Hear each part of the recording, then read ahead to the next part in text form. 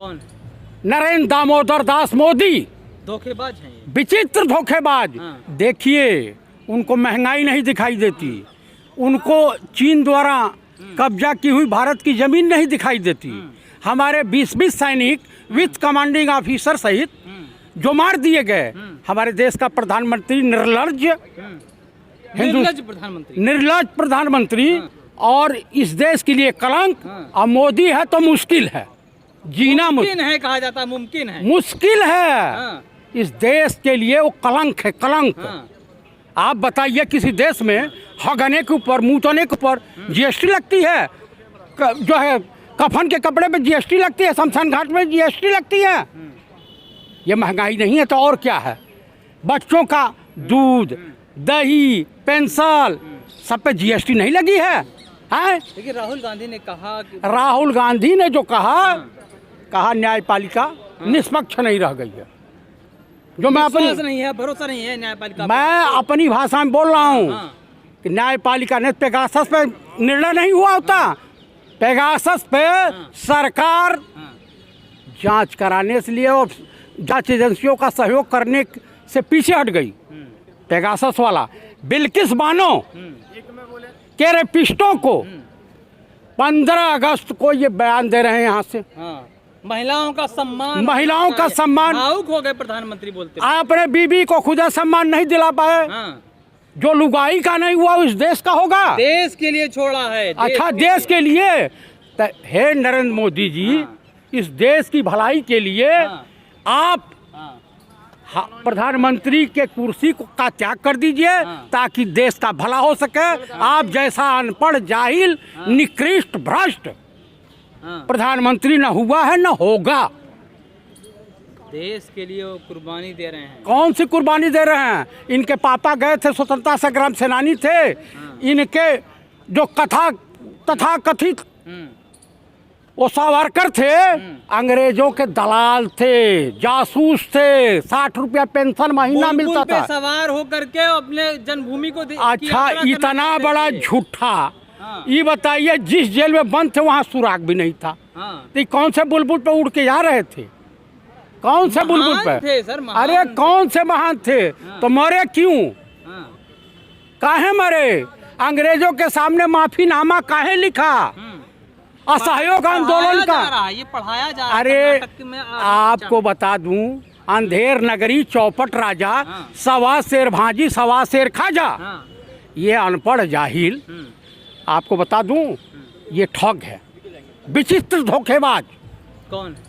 नरेंद्र दामोदर दास मोदी धोखेबाज हैं ये। विचित्र धोखेबाज। ये कहीं तपस्या नहीं किए। एक शुक्ला जी हैं पत्रकार, ये कभी बनारस नहीं गए। क्योंकि चाइना को एक बकलोल प्रधानमंत्री हिंदुस्तान में चाहिए। लाल आंखें दिखाते हैं चाइना को। ये पाकिस्तान तो थर-थर कांपता है। अरे बाप रे बाप, इतना ज्यादा कांप गया है कि वो लोग जो पाकिस्तान छोड़ करके और चाइना वाले सी जिनपिंग छोड़ करके भाग गए, झूला झूला रहे हैं। आरएसएस इस देश के लिए नासूर है, इसका खत्म करना इस देश हित में बहुत जरूरी है। राष्ट्रवादी संगठन है। कौन सा राष्ट्रवादी? आतंकवादी संगठन है। अभी उसी के स्वयं सेवक, प्रचारक उसको तिलांजलि दे के कहा ये तो बम बनाने की फैक्ट्री है। क्या कहा? बम बनाने? बम बनाने की फैक्ट्री है। बम बनाने की ट्रेनिंग दी जाती है आरएसएस में। आप क्या जानते हैं? मैं नहीं कह रहा हूँ, पूरे मीडिया, सोशल मीडिया पे स्वयं सेवक संगठन। अरे कहीं कुछ नहीं, वो चाइना का दलाल है मोहन भागवत। चाइना का। हाँ, और आपको बता दूं, ब्राह्मण, सनातनी ब्राह्मण, हिंदू कोई धर्म नहीं होता है, मुसलमान कोई धर्म नहीं होता है, इस्लाम होता है और सनातन धर्म होता है। हमारे सनातन धर्म में प्रथम कहा गया है कि वसुदेव कुटुंबो, पूरा विश्व हमारा परिवार है। ये भगवान कृष्ण ने भी कहा है, यथा यथा ही धर्मस्य ग्लानिर्भवति भारत अभ्युत्थानं साधूनां च विनाशाय दुष्कृता। धृतराष्ट्र बने हैं तो महाभारत होगी, जंग का ऐलान होगा, यालगार होगा इस देश में। बचा रहे हैं मोदी जी देश गृह युद्ध के मुहाने पे खड़ा है। कहाँ हैं आप? पेट में रोटी नहीं होगी तो आदमी कोई भी गलत रास्ता और सही रास्ता वो फर्क नहीं समझ पाएगा।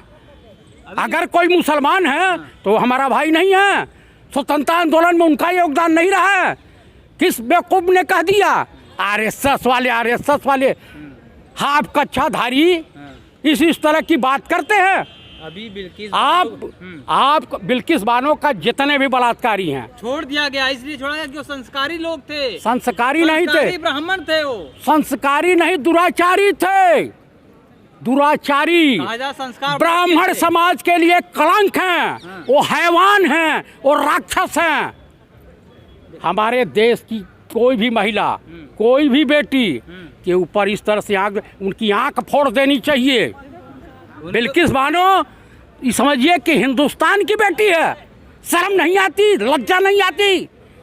भाजपा का एक नेता देह व्यापार के धंधे में लिप्त रहा, पकड़ा गया। एक सीमा महापात्रा, आप देखें, एक IAS अफसर की बीबी, एक एसटी की, एक गरीब लड़की की से पेशाब चटवाती थी।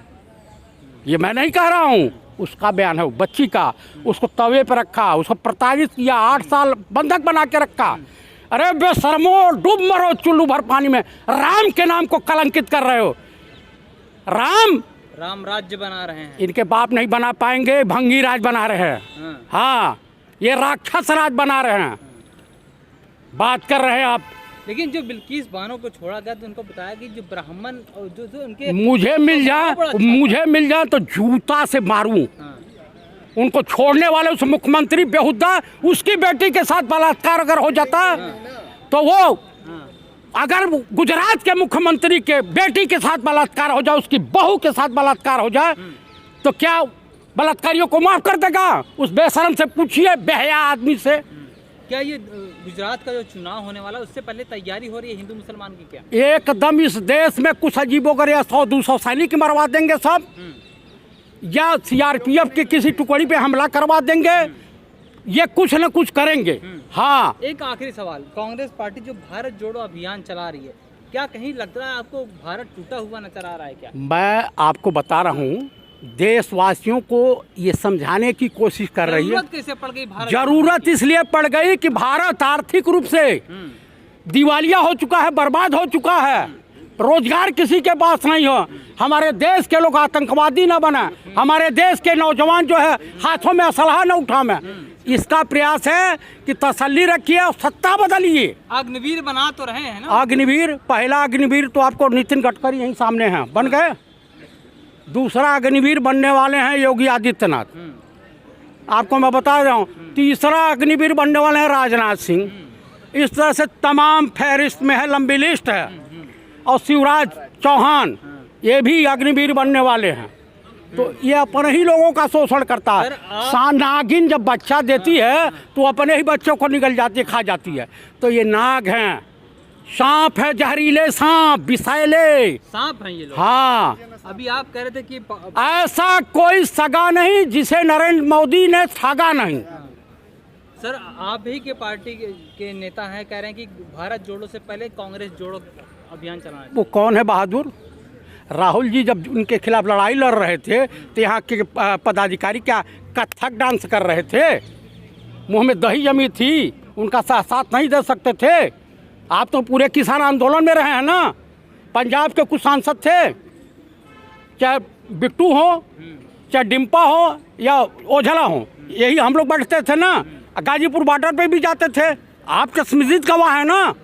गुलाम नबी आज़ाद ने कहा भारत जोड़ो से पहले गुलाम नबी आज़ाद जैसे सरीखे कांग्रेस पार्टी के लिए नासूर थे, नासूर हैं। ये RSS के एजेंट। ये कांग्रेस के लिए फायदा है, एक फायदा हो गया। क्यों? कौन? इनके छोड़ने से आपको जब विपद में कांग्रेस आई तो आप छोटा पिछवाड़ा दिखा के भाग चले। लड़ाई लड़नी, आपको पद चाहिए, राज्यसभा चाहिए, आपको सब कुछ चाहिए। राहुल गांधी में लाख बुराइयां आई। स्वास्थ्य और क्या, स्वास्थ्य मंत्री थे तब राहुल गांधी में बुराई नहीं नजर नहीं आई। तब श्रीमती सोनिया गांधी में बुराई नजर नहीं आई। तब कांग्रेस अच्छी थी जब मलाई खाने को मिलता था। पद का लालच नहीं है हमें। वो दगाबाज आदमी है, दगाबाज है। ना हो हिंदुओं का हित ऐसी है, ना मुसलमानों का हित ऐसी है, ना देश का हित ऐसी है। जाके गोद में बैठ गया संघ के। बीजेपी के गोद में बैठ गया। कैसे बचाया जाएगा अब देश में? कह रहे हो कि देश को राहुल गांधी और कांग्रेस के, हम जैसे, इनके जैसे भाई साहब जैसे और तमाम ये जो हैं कार्यकर्ता बचाएंगे। मैंने आपको कह दिया कि लड़ाई रोटी की है, रोटी की, इज्जत आबरू की लड़ाई है, तो जंग होगी, 100% होगी। नहीं मानेंगे तो लात के भूत, बातों से नहीं मानेंगे तो लात जूता चलेगा।